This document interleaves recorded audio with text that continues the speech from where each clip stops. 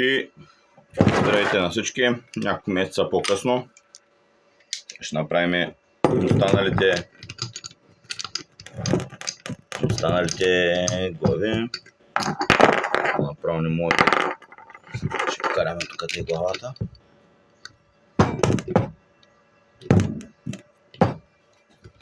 Прицелваме се първо, горе-долу да е в края. Сега вкарваме кабелчето, гледаме да е на 90 градуса спрямо предното и натискаме и двете кабелчето.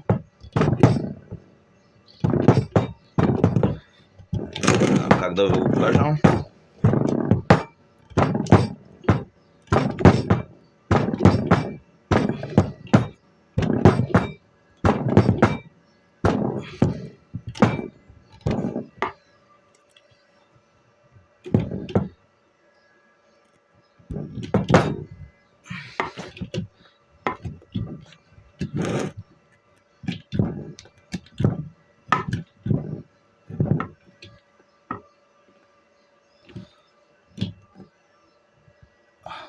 Отпуснем да видим само какво стана.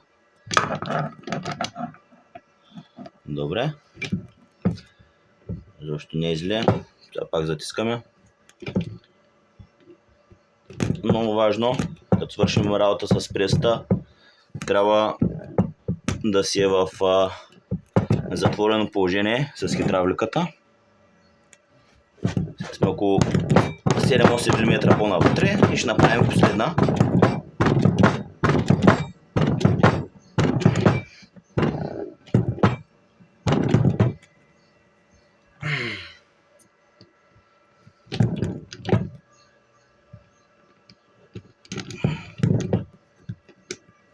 Добре. Сега ще ви покажа крайния резултат. Затворена е.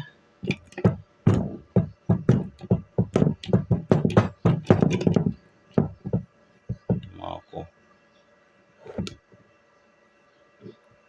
Още навънка искам.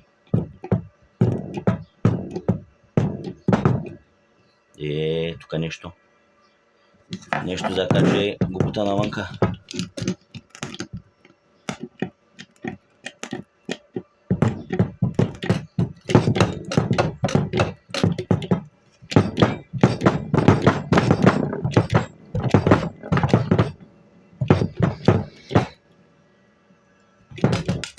Мисля, че е добре.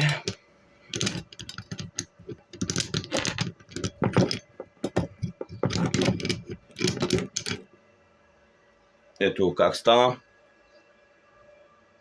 Тези обувки, защото ги бях отрязал малко предварително, са малко по-къси от предните. Ето ще ви ги наложа. Малко по-къси са с около 3-4 мм. И сега е това нещо. Леко ще го запиля с пилата и правя още един такъв кабел. Пускам ги де факто 95 квадратовите тук до бусбара. Ти де факто ще стигнат нещо от този сорт като цяло. И от тук на съседния тръгва назаре бусбара и тук се хващат останалите кабели. Това е. Ето го, колеги, крайния резултат.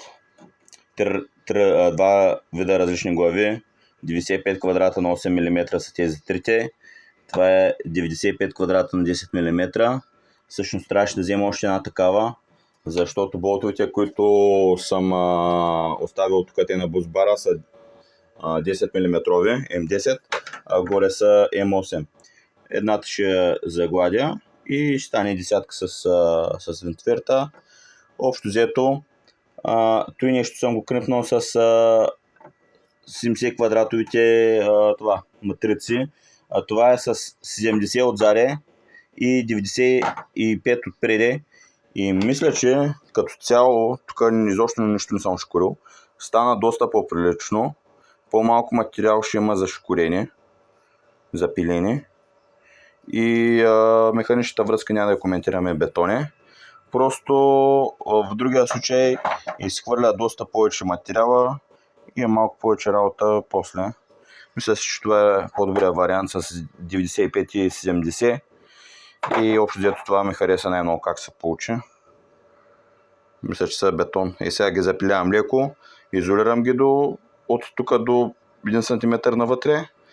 И това няма да им слагам шлавка най-вероятно. Изолир бант е напълно достатъчно, като направите 3-4 връзки. И той има достатъчно също място между тях, тъй че ще имам вече крайния резултат с кабелите подведени отзади и т.н. и т.н. И това е за сега. Ето едно доволно куче, което се радва на паважа, по-скоро на пясъка. Ето тук съм се стигнал с двора отпреди. Пуснал съм 2 майки и около 3,30 мастар. И после това ще го направя ръчно с това нещо.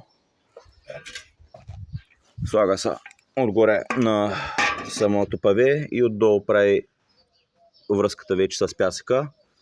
Разстоянието тук е около 9 см, за да може после малко да се начукат и да падне. И общо ето това е.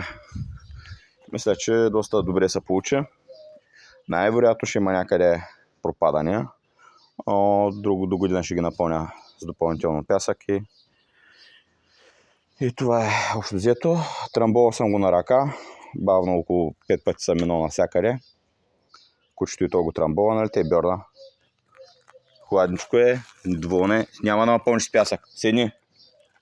Дай лапа за камерата. Дай лапа. Седни. Дай лапа. Браво. Даваме лапа ни. Добри сме. Взел съм една табелка зло куче, защото тя си излобна малко. Нали си злобна, мамо? Да. Ето го и красавеца другия. Марфаш. Ко правим, бе? Остай го да спи, мамо. Остай го да спи. Пази го тук, те да не го вземат мадамите. Пази го. И това е, приятеля. Благодаря, че останахте до тук.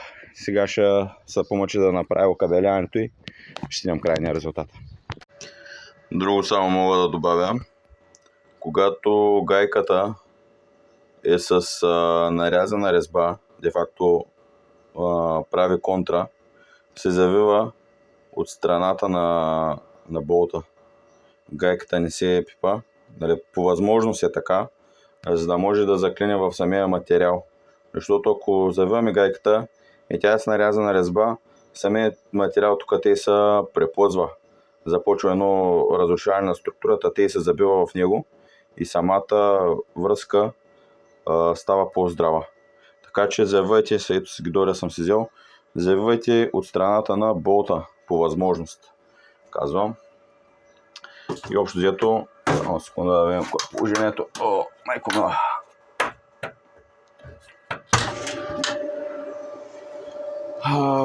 Ето ги, сега махам тук всичките. В момента е 10:26. Слънцето преди 10-20 минути се преправи път от ореха и започна истинското производство. До обяд общо взето нямаше кой знае какво. Да. И сега ще го спра, то те иначе няма никаква драма. В момента с колко ампера зареждаме. Така, добре, бе. 54 ампера общо зареждаме.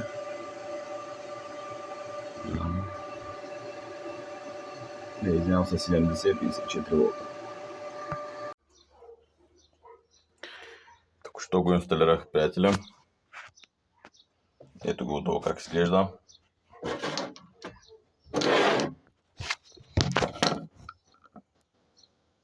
Бузбара. Кабелите на 4 батерии. И последната долу съм е вързал така, защото няма да ме стигне кабелчето. И другия вариант е да го прекарам от външната страна и общо взето да.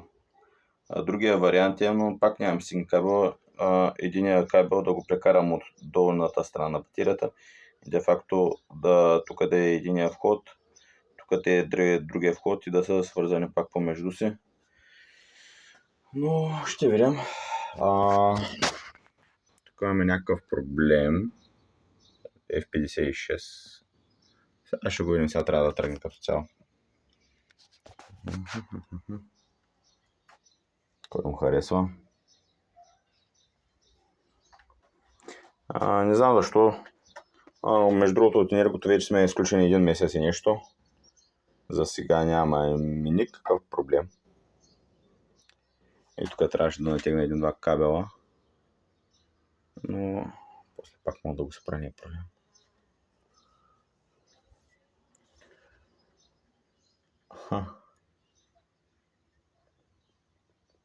Какво става? Какво не харесва? DC voltage low out. Сега ще трябва да тръгне.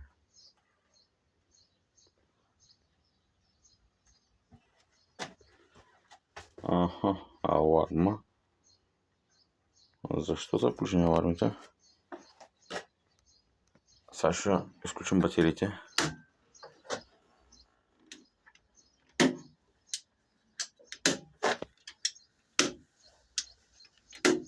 Сега ще ги включим.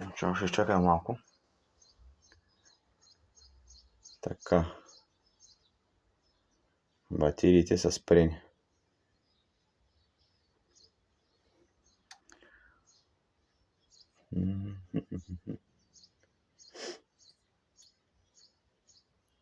Сега ги пускам само от едното.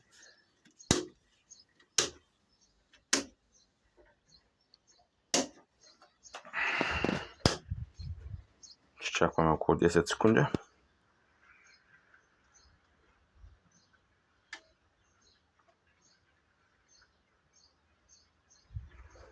И започвам да пускам и другите. Да, кабелите ги изкарах. Сега, кой за къде е по дяволите? Този е in, този откъде идва, този идва от инвертора. Мисля, че беше тук. Майка Дева.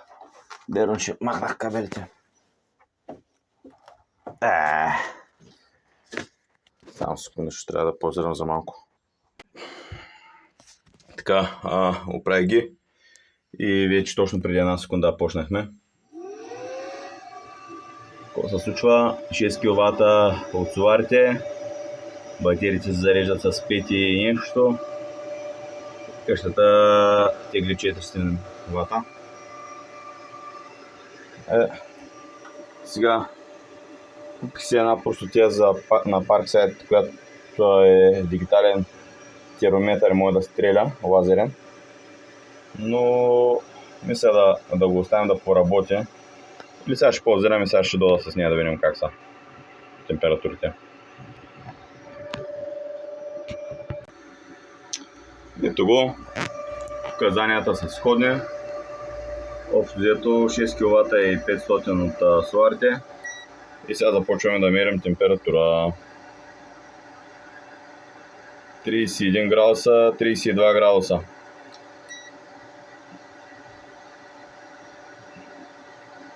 Двадесет и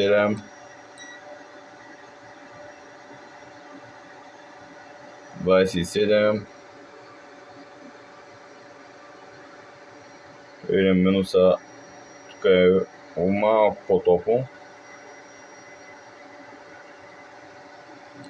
Мисля, че няма никакви проблеми никъде. Те все пак започнаха да работят преди буквално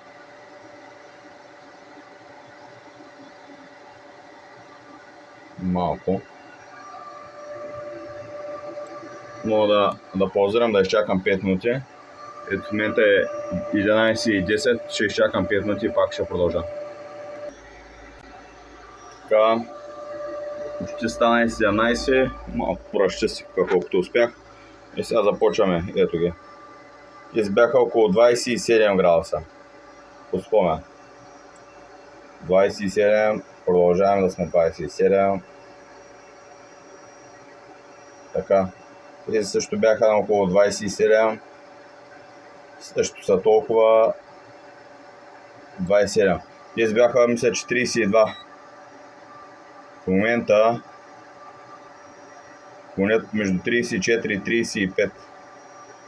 Само да видя горните. Горните в момента са 33, долните, където де-факто минава товара, са 33. Значи са абсолютно сходни. Нямаме прегряване, здраво са стегнати. Точно това целяхме като цяло. Еднаква температура навсякъде. Сега, нали да кажете, че се почуват около 116 ампера минават, 6 кВт и 300, което горе-долу е 80% на мощността на панелите. Да, батериите са около 22 градуса.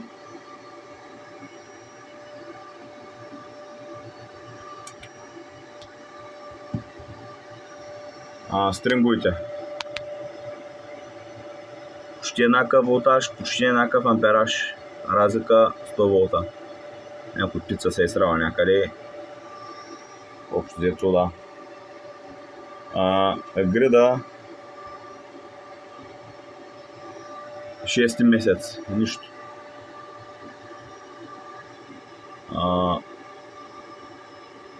Добре, що не мога ми да говоря тъптията.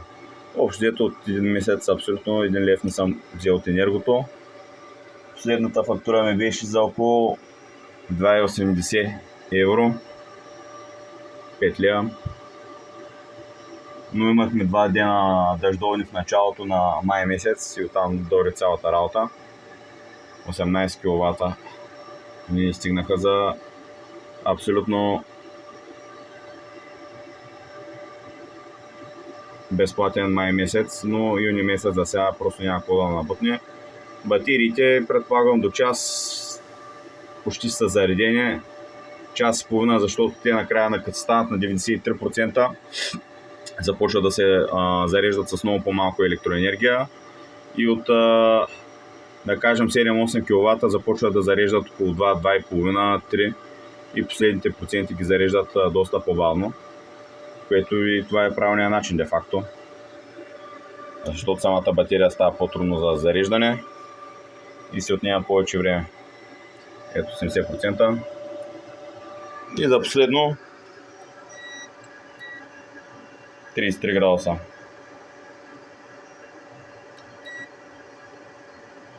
34 градуса. Отгоре 33,5. Отгоре около 22,5 тук. И сега затваряме люка.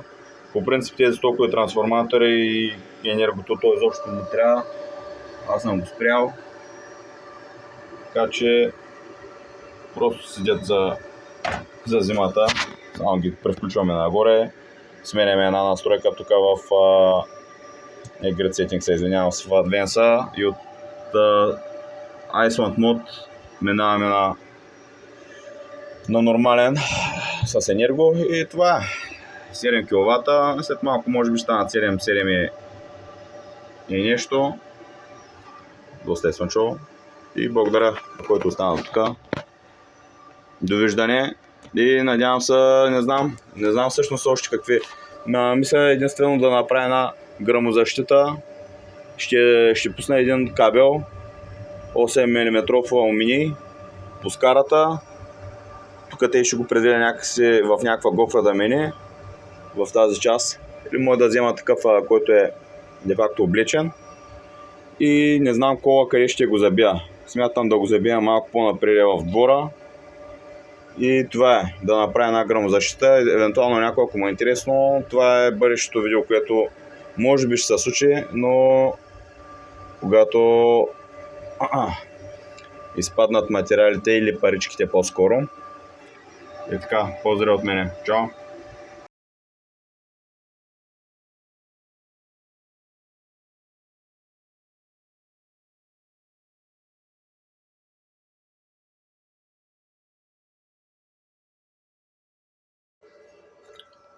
Сетих се още нещо. С гръмозащитата ще сложим 4 такива предпазителя. на двата стринга, които имаме горе на инсталиране на тавана, те предпазват над 1500 волта. Секунда да